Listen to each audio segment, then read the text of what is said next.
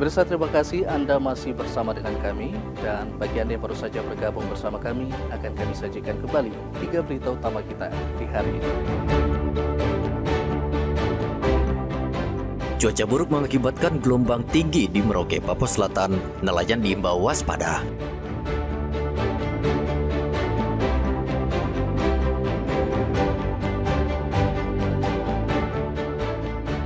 Berebut tapal batas wilayah, 2 kelompok warga bentrok di Kabupaten Mimika.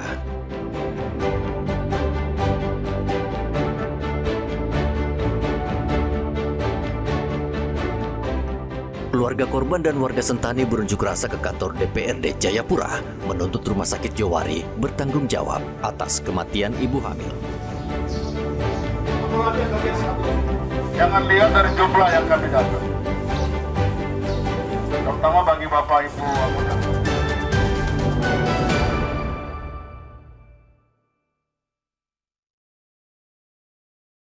Operasi Zebra Kartens sudah berlangsung selama sepekan di Merauke, Papua Selatan, dan polisi menemukan banyak pelanggaran lalu lintas. Yang paling banyak pelanggar adalah pengendara sepeda motor dengan 185 pelanggaran lebih, sementara pengendara mobil 10 pelanggaran. Sebagian besar motor yang terjaring menggunakan knalpot brong. Polisi mencopot knalpot brong dan mengamankan sepeda motor ke kantor polisi. Untuk jumlah kendaraan roda 2 terdapat 185, kemudian untuk roda 4 15. Nah, tentu ini pelanggaran yang cukup tinggi, jadi saya menghimbau pada seluruh masyarakat Merauke tentunya.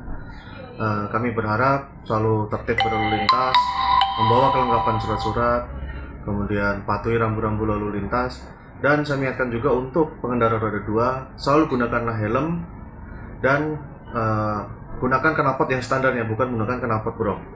Kemudian untuk data laka selama operasi Zebra ini, untuk kecelakaan lalu lintas yang berakibat fatal atau meninggal dunia menurun dari kemarin di bulan Oktober berjumlah 4 yang korbannya. Untuk saat ini jumlah laka menurun menjadi 1. Nah, ini tentu menjadi evaluasi kita semua bersama, bahwasanya dengan tertib berlalu lintas kita semua dapat menghindarkan diri dari kecelakaan. Polisi terus mengimbau masyarakat untuk tetap tertib berlalu lintas, terutama menjelang perayaan Natal dan Tahun Baru. Muhammad Ridwan dan Rian Tonai melaporkan dari Merauke, Papua Selatan.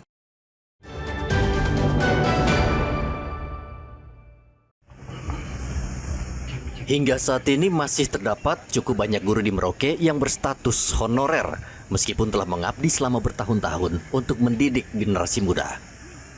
Usai memperingati Hari Guru, Ketua PGRI Merauke Arnoldus mendesak pemerintah memperhatikan guru honorer, khususnya yang bertugas di wilayah-wilayah terluar dan terpencil. Guru-guru honorer yang hari ini berada tersebar di wilayah Kabupaten Merauke, di daerah-daerah pedalaman dan juga di dalam kota, ini masih cukup banyak. Dan memang kami berharap supaya ke depan dengan merayakan HUT PGRI dan Hari Guru Nasional yang ke-80 ini, para guru yang saat ini mengabdi, mendedikasikan diri untuk mendidik anak-anak bangsa, ini tidak berharap banyak, tapi paling tidak mereka juga bisa mendapatkan perhatian oleh pemerintah, baik daerah, provinsi, dan juga pusat, untuk merekrut guru-guru yang ada di daerah Kabupaten Merauke. Para guru honorer berharap adanya perhatian serius dari pemerintah untuk meningkatkan status mereka dari guru honorer menjadi ASN atau P3K, sehingga mereka dapat bekerja dan mengabdi dengan lebih layak. Saat ini sekitar puluhan guru di Kabupaten Merauke masih berstatus honorer. Mereka bertugas di wilayah terjauh dan terluar karena sebagian besar guru ASN dan P3K tidak mau bertugas di wilayah tersebut. Muhammad Ridwan dan Rian Tonai melaporkan dari Merauke, Papua Selatan.